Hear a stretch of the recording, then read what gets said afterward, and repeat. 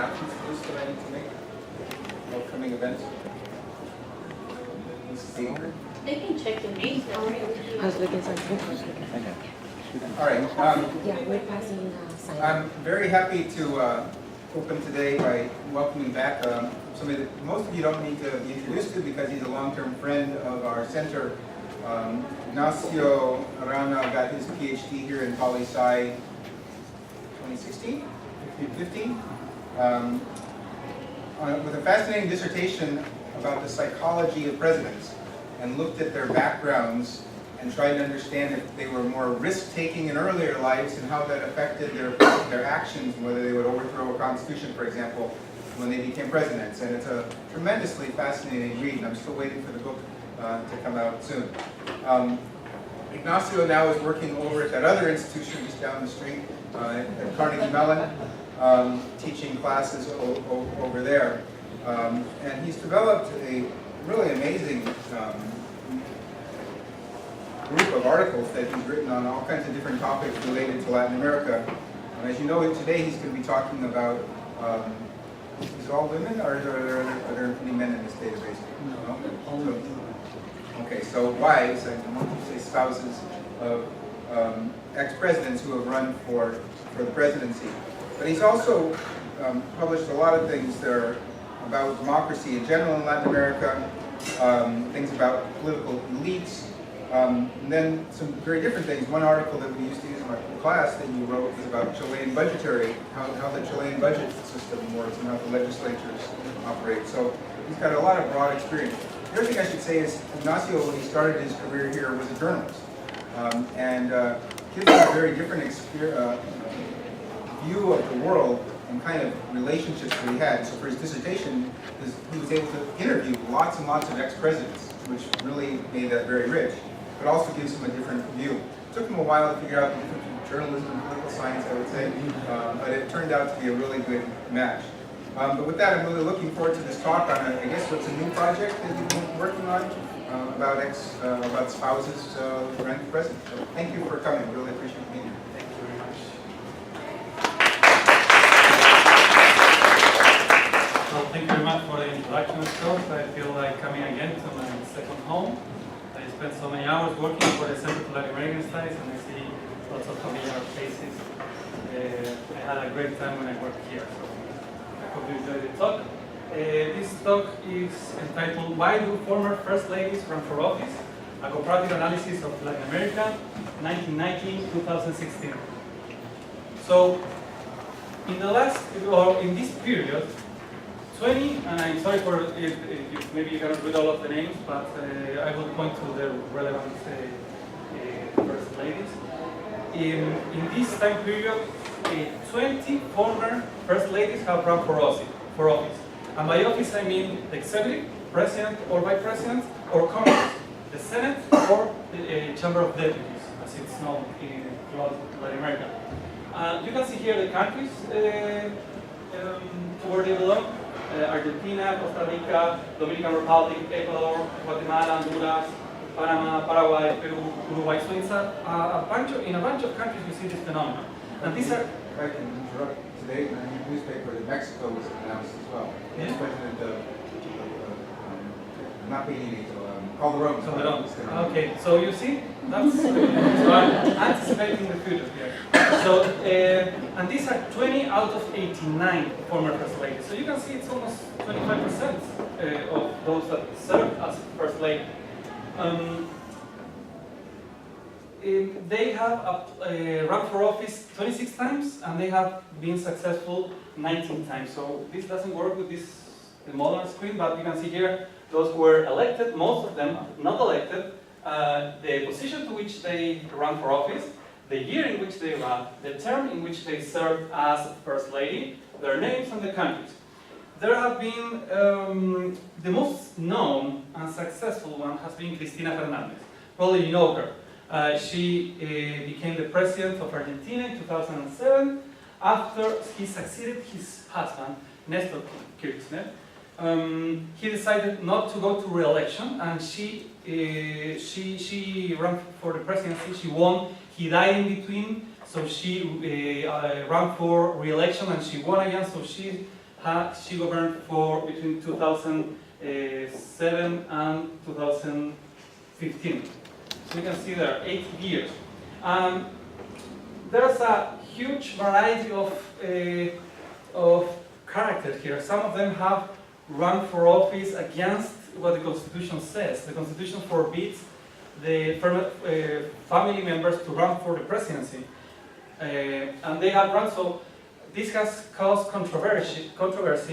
Some constitutional court has ruled unconstitutional that they run for the presidency. This has occurred 3 times, especially 2 times in Guatemala. So, but what do we know about it? We don't know, there is actually no single academic paper that addresses these candidacies, despite the vastness of the phenomena. What you can see is that they cause a lot of controversy, which appears in the media, so there's a lot of coverage, and there's some journal articles and some books that address the biographies of these former first ladies. There are a couple of biographies about Cristina Fernandez, but they address this as a case study. There's no collective attempt to understand this behavior, which is recurrent, as you can see. So the question is, why should we care about this? Is it a relevant question? Is it something that, it's interesting, but that's it? First, we think that this is likely to be a temporary trend. There have been lots of changes. The one underlying change that has occurred throughout the world, but also including Latin America, is that since 1990, the women are more accepted in politics.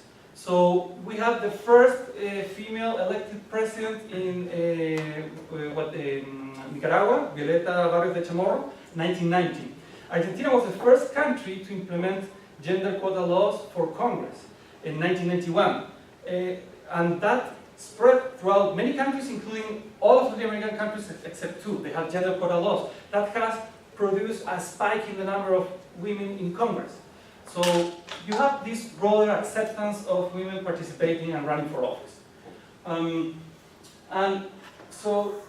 also in this period, the media has covered much more what the former first ladies do. I mean, former first ladies and first ladies. So you can see in the US, it's the same phenomena. How Michelle Obama was covered.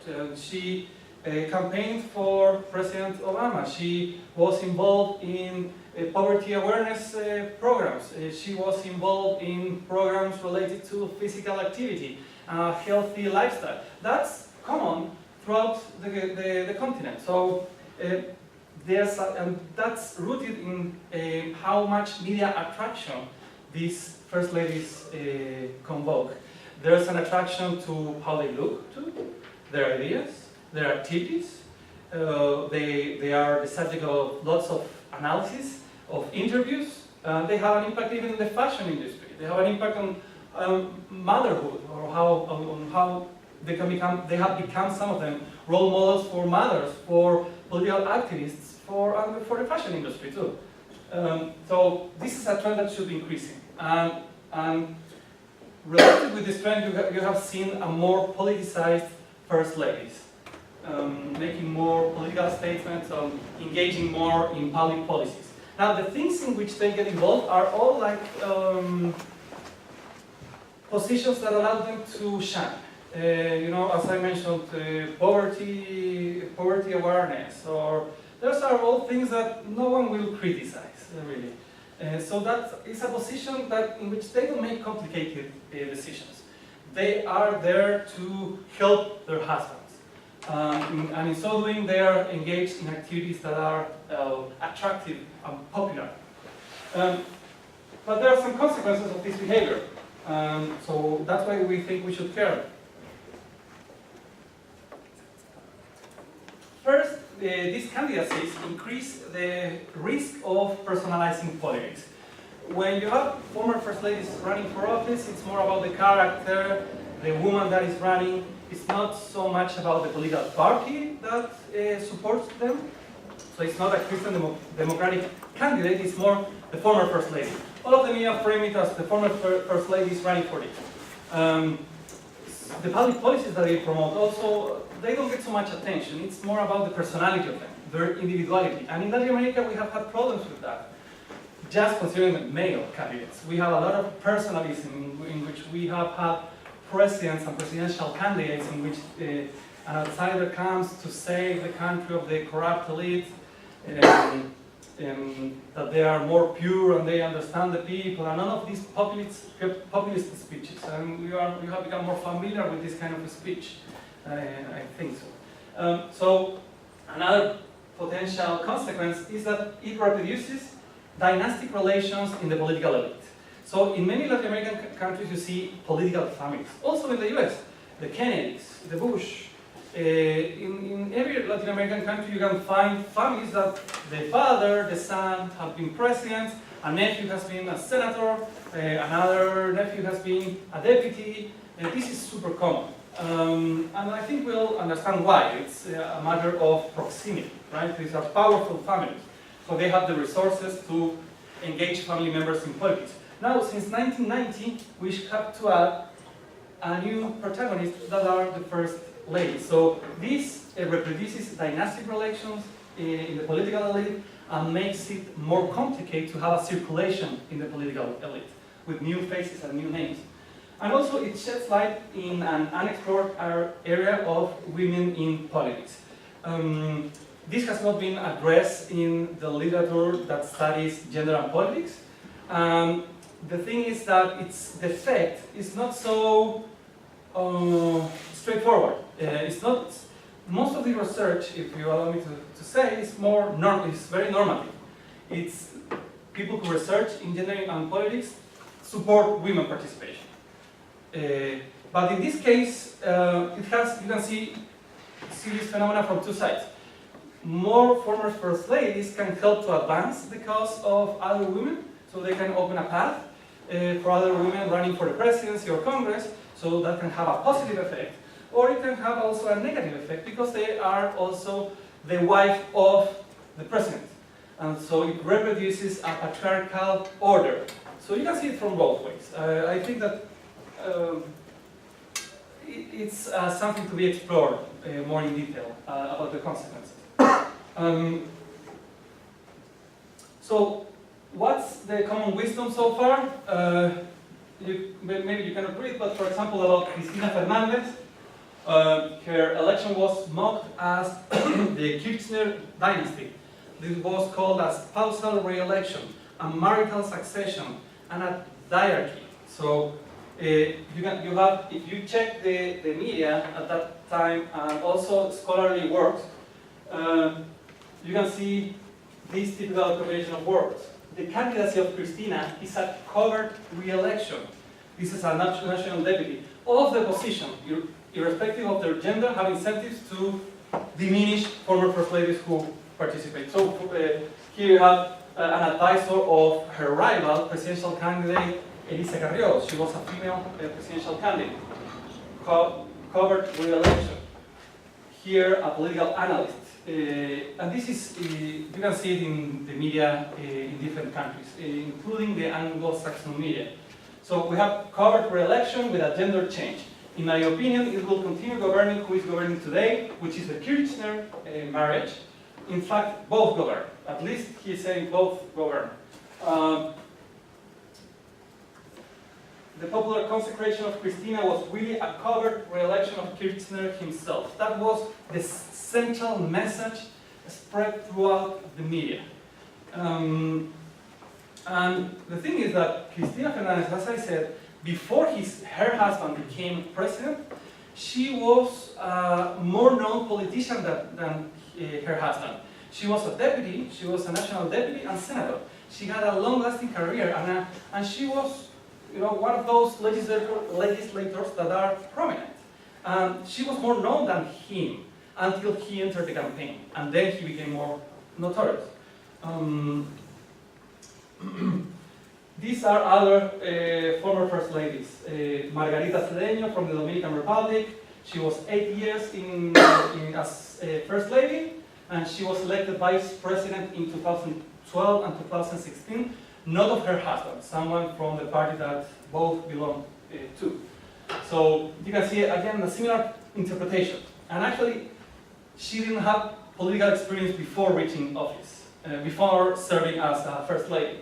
According to critical voices, she is the face of continuism and a sort of guarantee that the shadow of Leonel Hernandez, the current outgoing president, will continue in the national palace. So the same with Marta Linares. All of these points towards saying these candidacies, the former first ladies, are instruments at the service of their husbands.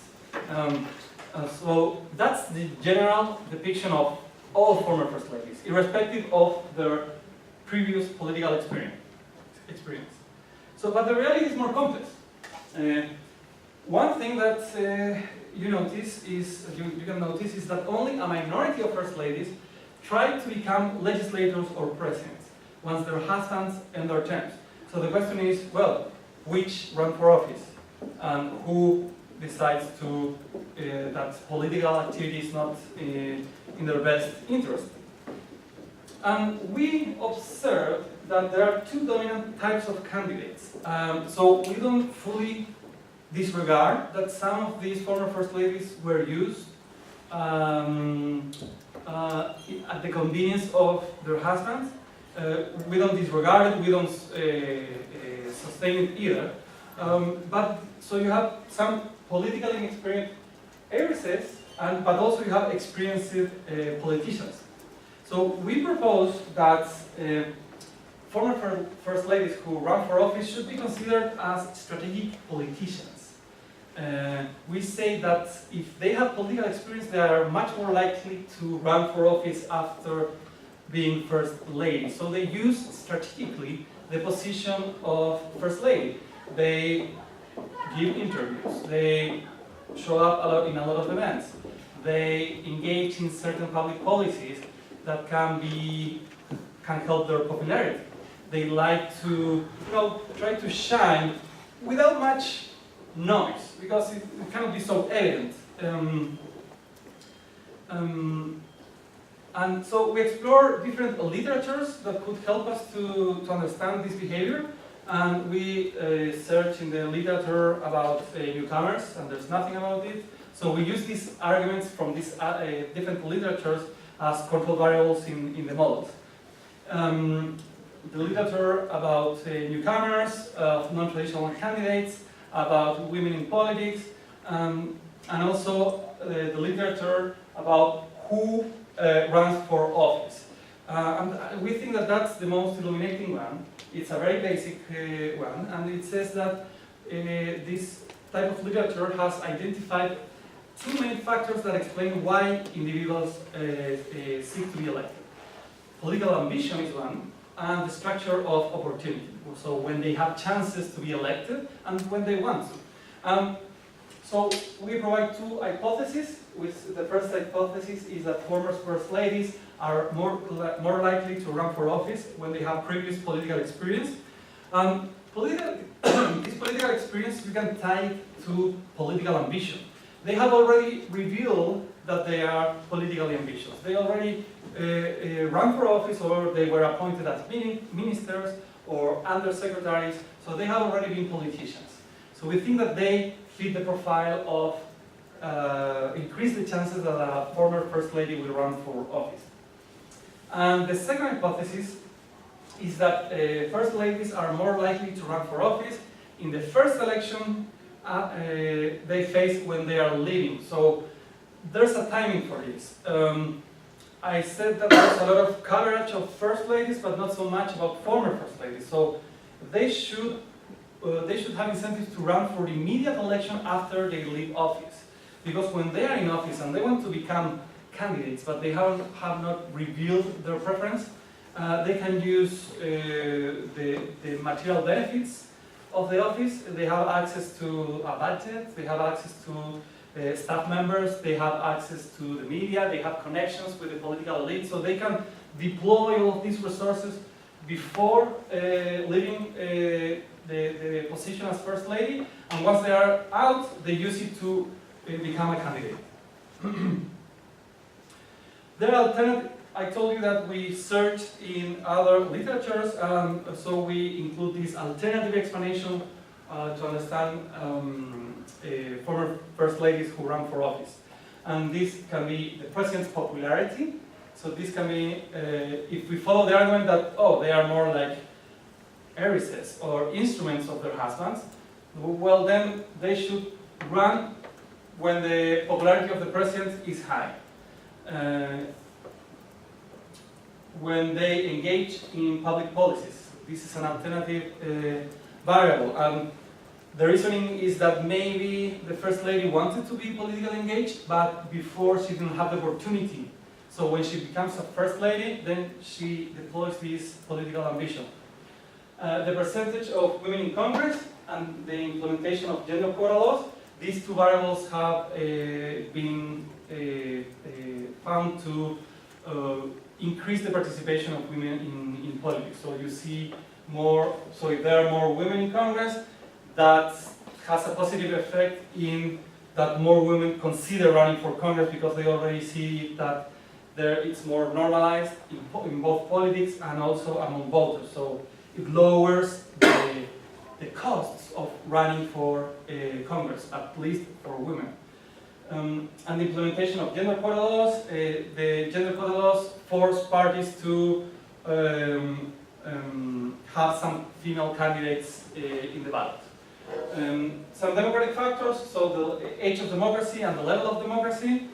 The reasoning being that in more countries that have a higher level of democracy, there's more acceptance of women in politics, and also the age of democracy, because some authors have found that recent democracies, voters do not have so much experience and are willing to vote for non-traditional candidates as outsiders and also as women. And the role of women in society, this is difficult to measure, but we measure it through the average educational level attained in the country, so how many years of schooling. The reasoning is that the schooling gives you the tools to reach high positions in life. And the level of sexism. The World Values Survey conducts a survey that asks, do you think that men are better leaders than women? So that's a measure of those who respond yes, that's a measure of sexism. So you could argue, because these are control variables, that in more sexist societies the costs of running for office are higher. The sample, 89 former first ladies from 18 countries. We capture 133 elections from 1990 to 2016. The unit of analysis, and this is a panel data structure, is first lady election year. The dependent variable is 1 if the former first lady becomes a candidate, and 0 otherwise. So we want to see who tries to become a candidate. And the method is the discrete time duration model. So this is and I'm going to show you only 2 tables, so I don't want to overwhelm you. Actually 3. This is the central model with the first 2 hypotheses. This is an interaction between the 2 hypotheses, meaning that maybe former first ladies who have political experience are more likely to run for office at the first chance they have, more than those who doesn't have a political experience. These are all of the control variables that I mentioned. This is the central model, the model with the interactions. Here is the interaction. This is only considers democracies. Now, most of the sample is about democracies. And by democracy, I mean a score of 6 or more in the Polity4 index. So that's a way of measuring democracy. It's a widely used measurement. Few observations drop. So we have 89, 89, 88 first ladies, and here we have 82. This is a subsample. This is what could be considered a more realistic sample, in which we exclude first ladies who served less than a year, first ladies who, after being first lady, have not run for office after 7 elections, so we assume, well, after 25 years, she's likely to run for office. And former first ladies who become 70 years old without political experience. So we assume, well, maybe it's not, at some age you you will stop considering becoming a candidate. So, but this central model includes all of the sample, all of the former first ladies. So you can see a recurrent pattern.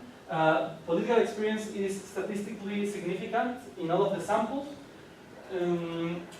Another variable significant, well, our second hypothesis doesn't work, so that was super surprising for us because we have seen that several run immediately once they can, they run for office. Public policy, so former first ladies who engaged in public policies while there were first ladies tend to run for office too. The age of democracy and democracy level also are statistically significant. Women are more likely to, or former first ladies are more likely to run in countries that have higher levels of democracy and more recent democracies. There's a negative relation here. So you can see here the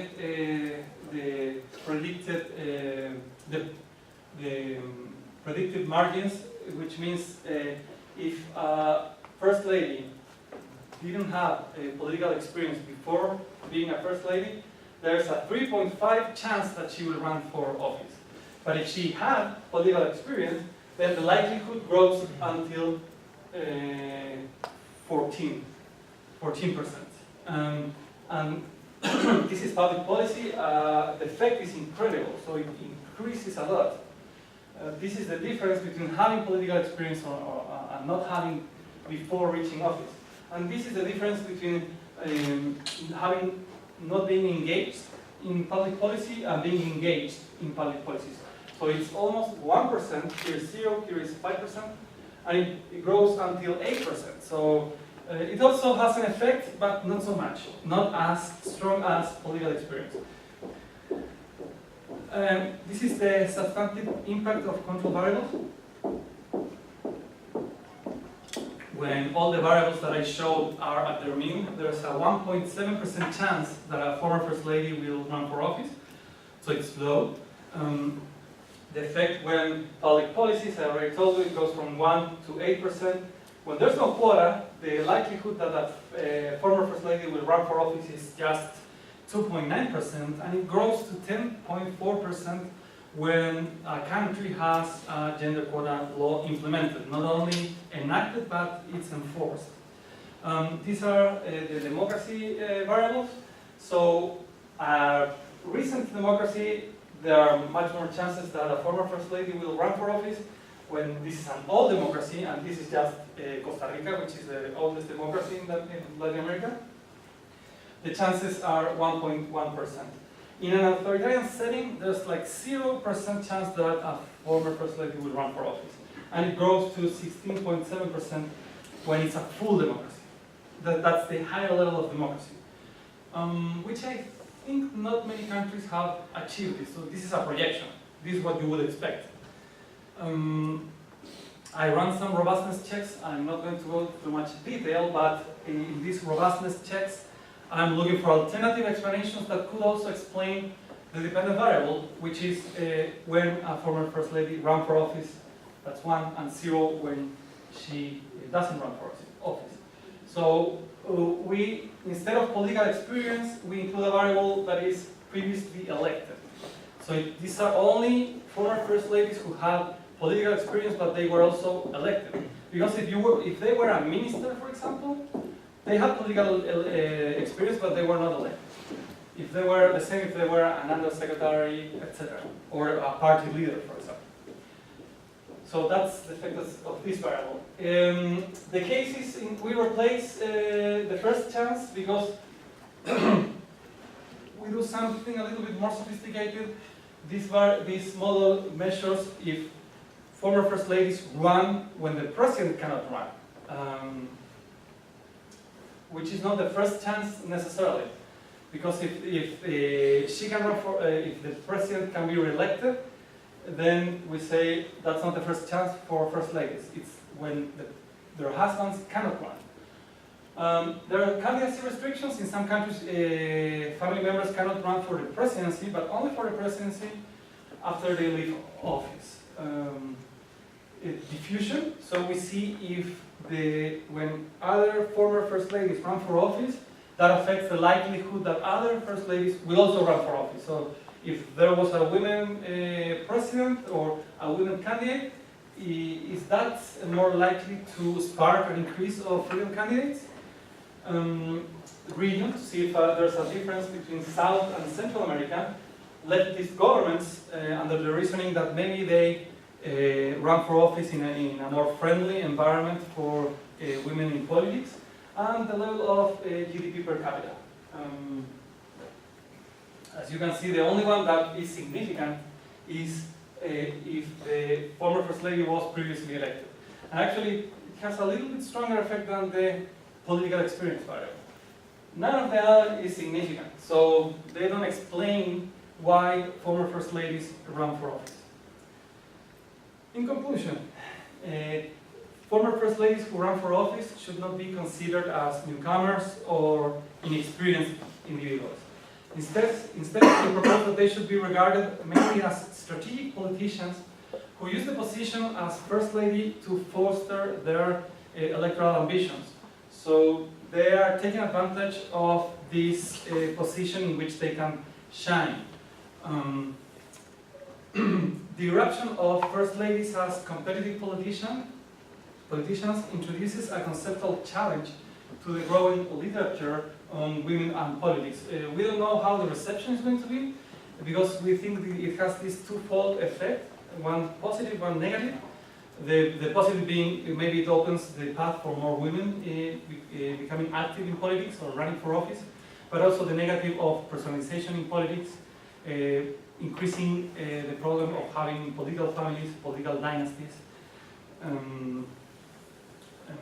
which are pervasive in Latin America. And we propose some future research questions, such as which former First Ladies become elected. We haven't addressed that so far. Do these candidates encourage the entrance of other women in politics?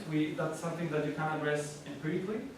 And how political couples who reach the presidency work to advance their political careers. And this is in the line of thinking, for example, as Cristina Fernandez with Nestor Kirchner. We do think that they were like a political couple. So it's not that she was just an instrument.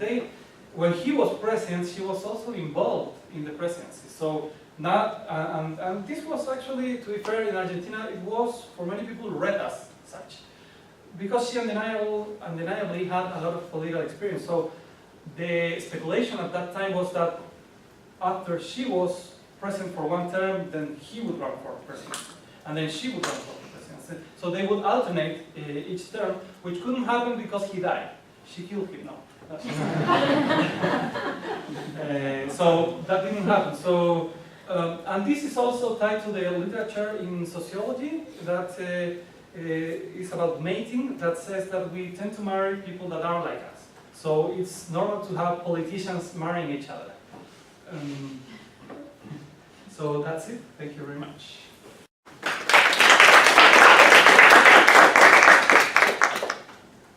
You talked about many of the women who were successful. You didn't mention any failures. I'm just wondering, what are the largest failures and what were the reasons for that? We haven't explored that yet, but only there have been 24 First Ladies have run 26 times, so some of them have run more than once. So we're including Cristina running 2 times for the presidency. And they have failed 7 times, so most of the times they succeed. So, yeah. So for example, Xiomara Castro de Zelaya, she didn't. In some cases, and it's difficult to make a generalization, because in some cases, for example, her husband was not very popular.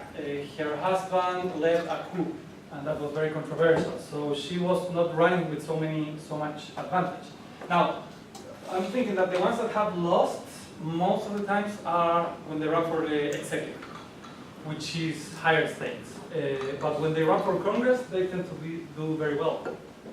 So it seems that they also, they use their advantages to run relatively safe. I just wondered if there had been maybe 1 or 2 like really bad Yeah, but anyway, yeah, thank you. So, well, some bad outcomes. You can see Raquel Landon and Sandra Torres.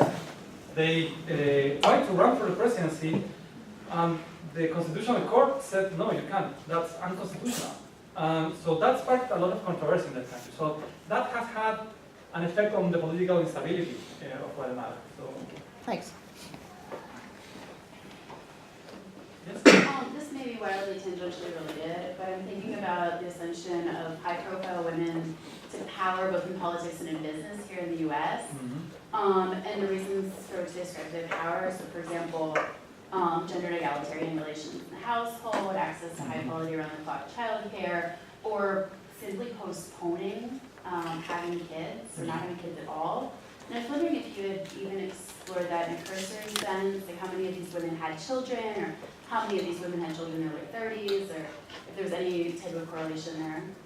Well, that's an excellent question, and I think we need to do more research to uncover it, because these are day-to-day decisions that couples and women make. Should I postpone my maternity for my political ambitions?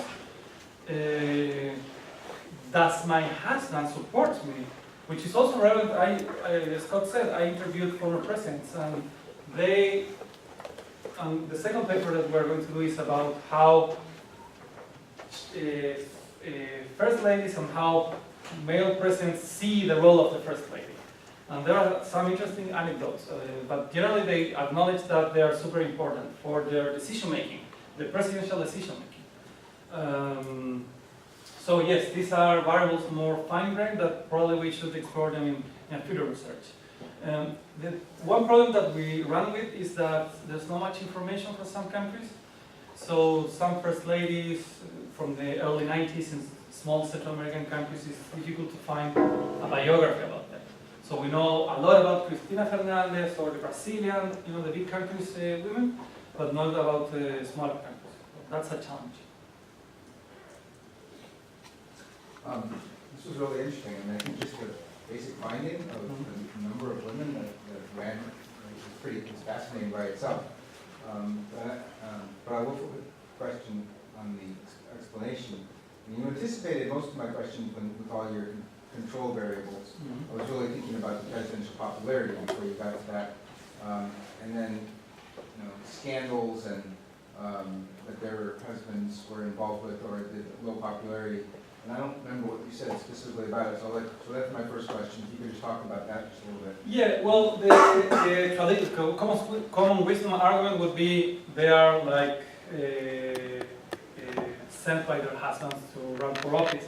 So this should be the case when you have a popular president. And we look to the popularity of the president in the last year they were in term. Now, it's a little bit complicated because many stories are more dynamic. So probably you're all thinking, oh, they remain married, but some of them divorced. So Fujimori with his wife, and then she ran for Congress opposing his own wife. So then the popularity of the president should have the different effect. So, and she ran because she was divorced from him, not for other reasons.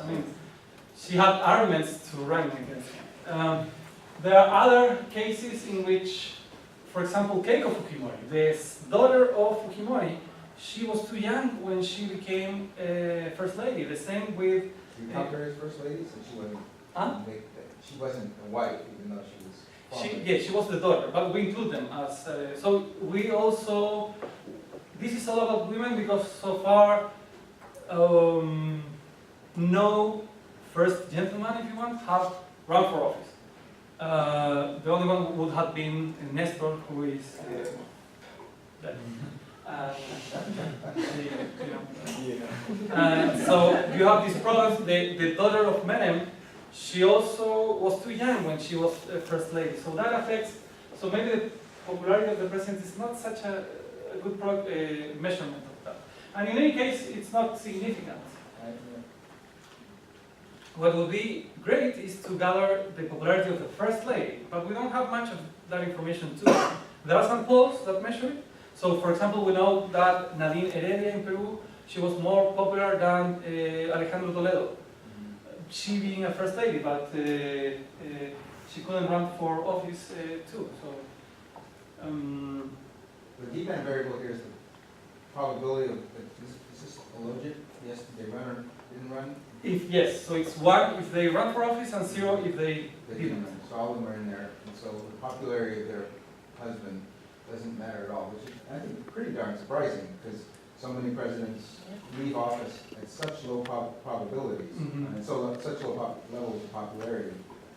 And There's so, a, so some of these weird cases that you have, I wonder if those are biasing the results somehow. If you took out those,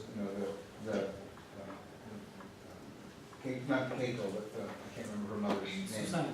Yeah, if you took her out, for example, or how many, if there's other cases like that, that would be. Yes, we could play with that, but also the only paper that addresses this in the literature was done by a psychologist based on American presidents and first ladies, and he finds that the popularity of the president doesn't impact the popularity of the first lady. So you can have a popular first lady and an unpopular. Yeah, but President. if the president leaves at 10% popularity, as some of our presidents in Latin America have been at recently, I would think it would be interesting to watch, but it would be harder for their wife, for it to be there. Because especially with what you said, people are framing it as continuismo. If this is the way to continue the presidency, who wants a guy to continue? who's That's got the 10%? media, and those are scholars, but not necessarily voters. So voters can separate them. And actually, the example of Toledo and Nadine Heredia, she was more popular than him. So they can be the first ladies, and maybe that happens today with Melania. They can be considered as a positive force or influence on the president. So Nadine she's I think a very educated woman. So I think she was seen as someone that was helping the not very fit husband that she had. So, but Her husband was Ollanta. yeah, she was the wife of. She married both. No, I'm kidding. So what do you think, for example, about the popularity? Well, I think that's a good question, because in the case of Nadine Heredia, she tried to play a more active role. And playing a more active role in the presidency, that's which you will call public policy, because she was trying actually to reform education or get into the debate about public policy. She got a lot of enemies. So the other parties started to playing with the male chauvinism in Latin America, saying like Ollanta is a pisado, is something like, playing the machismo in that way. Like, But she was still more popular than him, yes. which is what you care about when you are going to run as a candidate. Yeah, she was until the end she was more popular than him, but not that much. Also, they both have low popularity. Below 20-25% in the last year, but still she had more. It's true. And that's interesting, that she was involved in politics. That was, I think, one of the big problems for Hillary, that she was involved in politics early on and was attacked for that. So they had developed an anti-Hillary 5 years before she actually became Yeah, well, she also is a little bit of an outlier in the type of public policy in which she got involved, because to remember in what she got involved, healthcare is a very sensitive issue. Yeah. It's different as fighting poverty or Right, that's my point, that she was involved in political issues, not just the Zalen's happy issue. Well, but most of them have engaged in the positive campaigns. I thought this was an example, that you were giving Yeah. something more controversial. Yeah. Well, the thing is a lot of debate in Peru was, at least, because now they are in jail. Both Ollanta and Nadine are in jail. So they're in jail. Yeah. All the rich, all around Nadine. But the thing is, the debate was about what should be the perfect first lady, and as you mentioned, they take care of child fighting against poverty, or they are the first lady to organize campaigns for donating for something. Nobody will discuss this kind of role. Well, Michelle Obama was attacked, but she also was very popular, Yeah. right? So they inevitably will be attacked by their political opponents. And the thing is that these are the results that we get. So the president's popularity is not related to the likelihood that the former first ladies will be elected.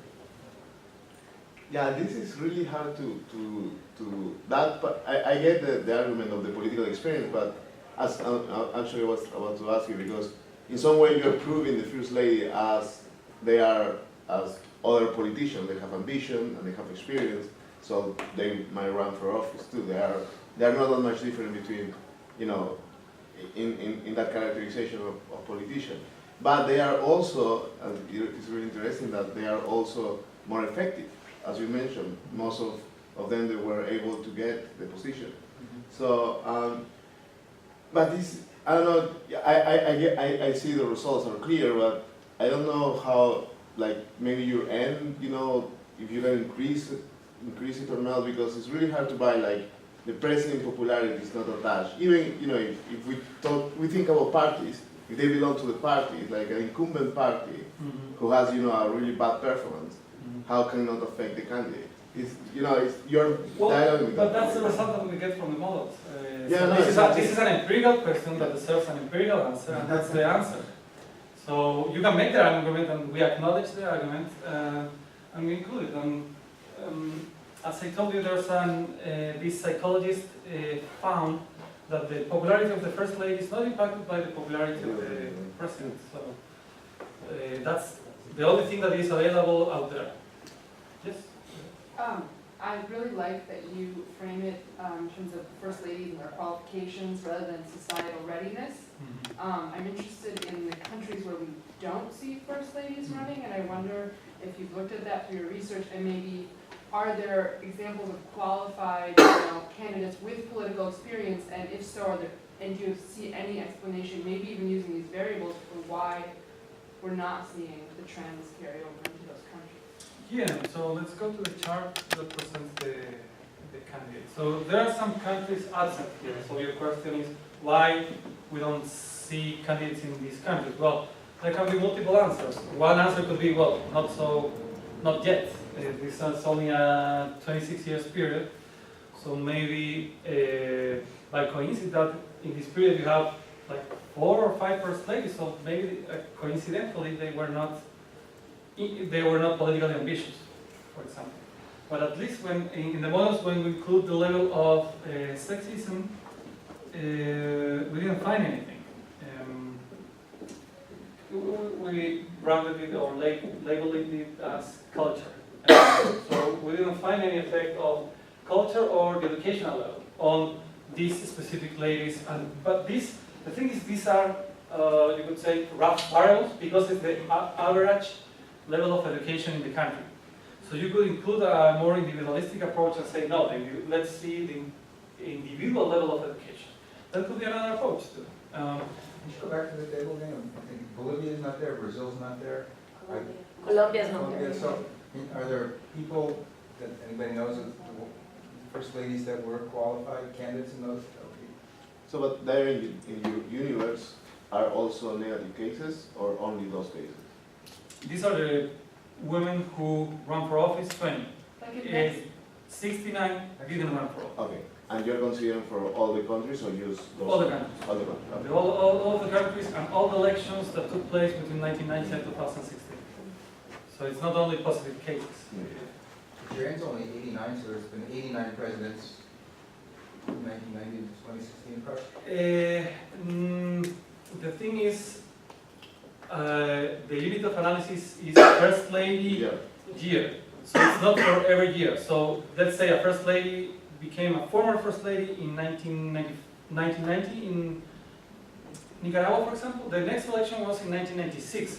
So the first observation is in 1996, or 1990, 1996. So you don't have so many observations there. It's not for each year after they served as first lady. It's each election. So it's less than 90 presidents.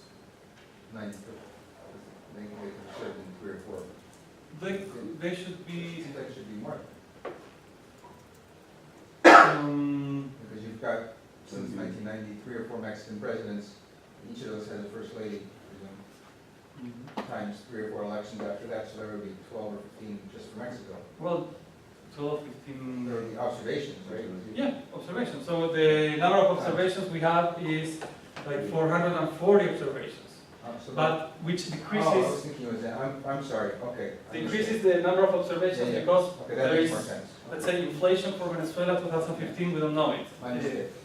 Okay, so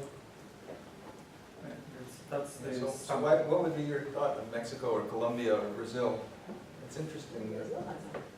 And it's interesting because you said there was an inverse relationship in terms of how long a democracy had taken root. So democracies with more history, right? It was less likely that a Yes. female or the Yes. first lady had So been the age of elected. democracy, which Uh-huh. is so in a recent election, and it makes sense if you frame it this way. Voters don't. It's a recent election. The voters don't know many politicians, and there aren't actually many politicians because if you are coming out from an authoritarian transition, they are like new figuring in the media. So there's more room for outsiders or newcomers to become candidates. So personality, TV personalities, things like that are more likely to become candidates in recent democracies than in other democracies in which there is a large flow of politicians. So if you think in Uruguay, most candidates are like old candidates who have been 30 years in their parties and then they become candidates. So, and the level of democracy is in more, the logic there is that in more democratically advanced countries you will see more women running for office. So it seems like a contradiction, but actually they're capturing different things related to democracy.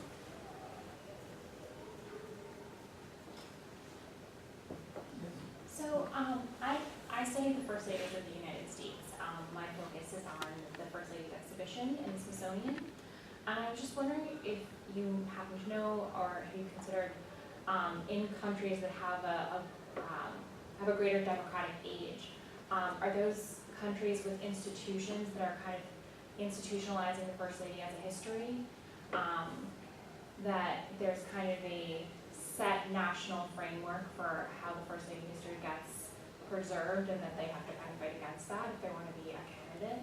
Well, there's a long literature about American First Ladies, and it suggests that the role has become more political over time because we have this media attraction effect, more opening, mental or cultural opening to having women as candidates. So that has had an effect in Latin America and in the US. This literature, what I remember is that they have addressed how they have over time gained a more protagonist role in the First Lady's office. And we thought about including the American former First Ladies, but we made a strategic decision. When you send a paper like this and you include American, they said, oh, the institutions in Latin America work differently. And they will start asking, but include more authors about the US. Blah, blah. So we excluded it this time. We didn't include Hillary Clinton, which is the only one who has run for office. At any level? Yes. Well, at least for the positions we see, Congress or the presidency. Do you have the chance to separate both, like, or are too many to reduce the cases? Which will? Like running for for Congress to the president, There are few observations Few for the presidency, so that's why we group them. Ideally, let's say we have 1,000 former first ladies running, we will analyze them separately. But our argument is, if they are politically ambitious, they should be more likely to run for one of these, the executive or the legislative branches. So few of them have tried to become president, and only one, Cristina, succeeded.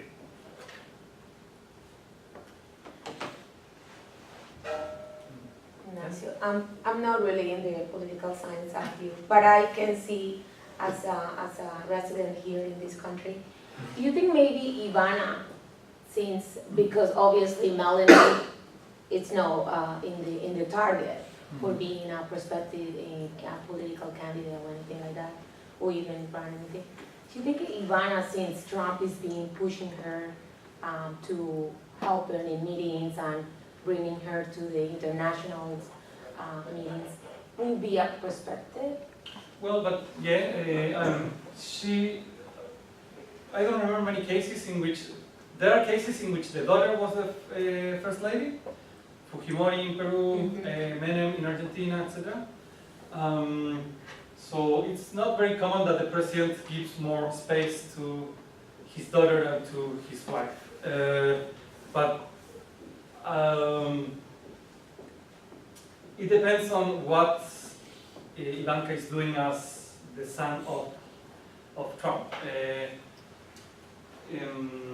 If what she's doing is not perceived as something positive, but rather as an intrusion for something she's not entitled to, maybe engage mixing businesses with politics, negative things, then that doesn't fit the profile of the former first ladies who ran for office. As said, they were not engaged as Hillary in healthcare sensitive issues, not polemic or controversial as Ivanka, but they were more engaged poverty reduction, positive things. So we will have to see. There's so much uncertainty to what you can expect that it's difficult to anticipate. And there's no much comparative evidence to use it as a reference.